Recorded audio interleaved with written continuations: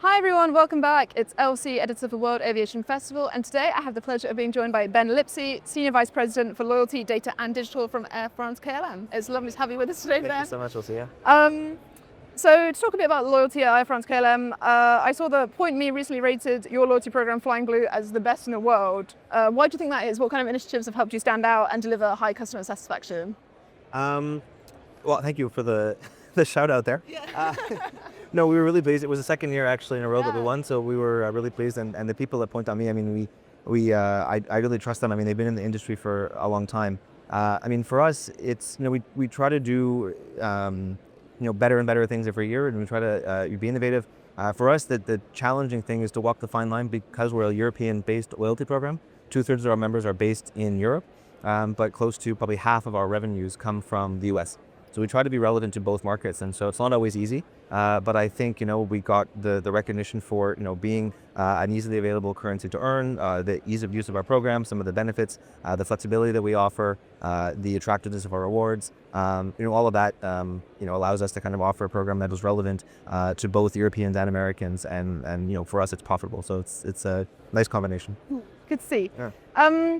In terms of looking at the loyalty program going forward, how do you think customer attitudes are changing? How do you think airlines should adapt in line with those changes to maintain loyalty? It's a great question. I think in general, customers are expecting more and more personalization. I know it sounds like a buzzword, but realistically, we interact with so many apps and services and platforms that we kind of expect that if we don't, if what we are offered is not relevant to our needs, we kind of tune out, right? And so if I'm a man and I see an ad for, women's underwear, it's probably not going to land, right? Yeah. Similarly, in our airline business, if I'm a customer who tends to fly, business class long haul, I should be seeing an ad for a short haul 99 euro getaway to Spain. So I think those kinds of things for us is making sure that we use the knowledge that we have about a customer to remain, ahead of the game so that we can better target them for the right promotions, the right ads, the right offers, and ensure that what we offer is relevant to that customer so that when he or she is trying to plan a family vacation or a business trip or to visit friends and relatives, that we're top of mind. Perfect. And continuing on the customer focus, obviously for lots of people, a fairly challenging economic environment at the moment. So how can you make sure that you're giving your customers the best value for their points and for their money? Ability. That's difficult balance to walk. It's a difficult thing, a difficult tightrope to walk because on the one hand we want to make sure that we offer rewards that are attractive, because if you offer rewards that are too expensive, the attractiveness of your program it disappears, right? So if your rewards are 1,000,000 points, then the customer's going to go, well, I'm never going to be able to get this, so I'm going to tune out. It's like an irrelevant ad, right? At the same time, we as a loyalty program, we buy seats from our revenue management colleagues who their job is to maximize revenue for the airlines. So it's always you're trying to find ways of proving the value that you bring as loyalty to the airline to make sure that they're comfortable selling you seats that they feel they might otherwise be able to sell for full cash. And I think you see a lot of airlines, especially in the US, they do this really, really well. But in that market, you have access to credit cards, and the understanding of loyalty is very different. And so a lot of the US programs, I mean, their entire profit margin comes from loyalty programs. In Europe, it's not quite the same, or Asia or the Middle East. I mean, these programs are run a bit differently, but we still want to make sure that we're able to optimize both the attractiveness of our reward programs and our rewards that we offer, with also allowing our revenue management colleagues to maximize revenue for the airline. Continuing that theme of sort of fine balances to walk, Yeah. sustainability and loyalty. Yep. Obviously, being a frequent flyer has had sort of negative environmental connotations in the past. So how are we sort of bridging sustainability and loyalty together? How do you see that working? Again, hard one.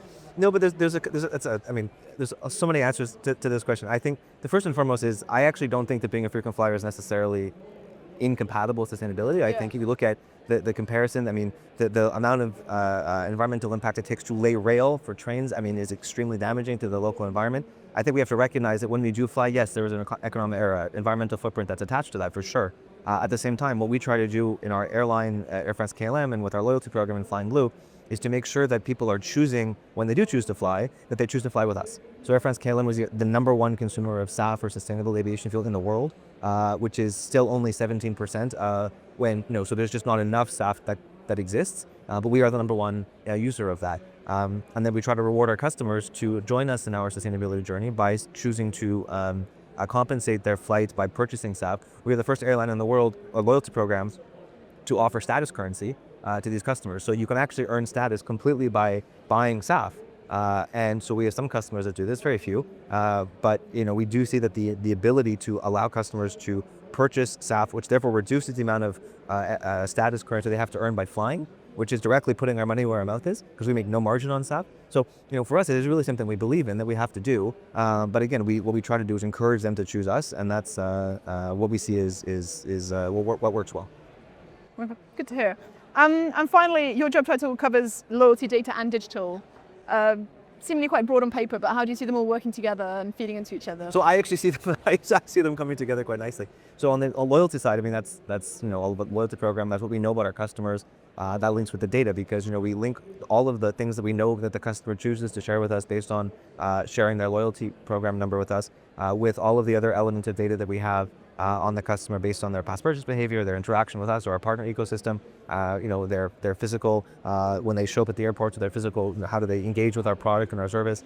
And then the digital environment is the B2C customer element, or app or website. So how do we tie that together to make sure that we're offering an app that is easy to use, that is top of market, that is, and a website that makes things easy to come together, and pushing again offers that are relevant, that are helpful to consumers, so that when they choose to engage with us, that we're giving them the best possible experience.